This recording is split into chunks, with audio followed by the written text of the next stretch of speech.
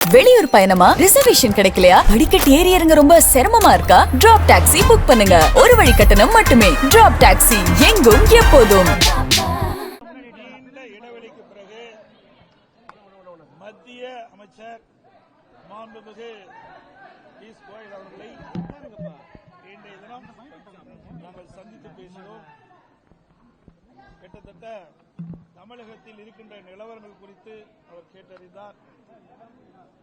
2026 சட்டமன்ற பொதுத் தேர்தலில் அதிமுக, பாரதிய ஜனதா மற்றும் என்டிஏ கூட்டணியில் அங்கம் வைக்கின்ற கட்சிகள் ஒருங்கிணைந்து எப்படியெல்லாம் செயல்பட வேண்டும் என்ற கருத்தை பரிமாறிக்கொண்டோம்.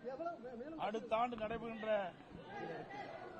தமிழகத்தில் நடைபெறுகின்ற சட்டமன்ற பொதுத் தேர்தலில் அனைத்து இந்திய அண்ணா திராவிட முன்னேற்ற கழகம், பாரதிய ஜனதா மற்றும் தேசிய ஜனநாயக கூட்டணியில் அங்கம் வைக்கின்ற கட்சிகள் ஒருங்கிணைந்து மக்கள் விரோத திமுக ஆட்சி அகற்றப்பட வேண்டும். அதற்கான திட்டங்களை நாங்கள் இப்பொழுது ஆரம்ப கட்ட பேச்சுவார்த்தை நடத்துகின்றோம். இன்றைக்கு தமிழகம் முழுவதும் மக்கள் ஒரு கொந்தளிப்போடு இருக்கின்றார்கள். இந்த ஆட்சியை திராவிட முன்னேற்ற கழக ஆட்சி அகற்றப்பட வேண்டும். அதற்கு உண்டான நடவடிக்கையை அதிமுக, பாரதிய ஜனதா, தேசிய ஜனநாயக கூட்டணியில் அங்கமைக்கின்ற கட்சிகளும் ஒருங்கிணைந்து செயல்படும்.